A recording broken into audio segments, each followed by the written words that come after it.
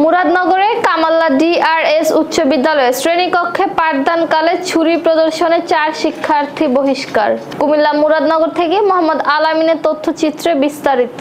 মুরাদনগরে শ্রেণীকক্ষে পাঠদানকালে বিদেশি ছুরি প্রদর্শনের ভিডিও ভাইরাল হওয়ার ঘটনায় 4 জন শিক্ষার্থীকে বহিষ্কার করেছেন স্কুল কর্তৃপক্ষ। বহিষ্কারকৃত শিক্ষার্থীরা হলো কামাল্লা ডিআরএস উচ্চ বিদ্যালয়ের 10ম শ্রেণীর ছাত্র কামাল্লা গ্রামের ইউপি সদস্য জামাল উদ্দিনের ছেলে ওবায়দুল্লাহ, একই ক্লাসের আবুল কাসেমের ছেলে ফয়সাল, সাইফুল মুন্সির ছেলে সাইম ও হরিবল রায়ের ছেলে আনন্দ রায়। বুধবার গণিত ক্লাস চলাকালীন সময়ে তারা বিদেশি ছুরি প্রদর্শন করে ভিডিওটি ধারণ করেন এবং সামাজিক যোগাযোগ মাধ্যমে তা ছড়িয়ে দেয়।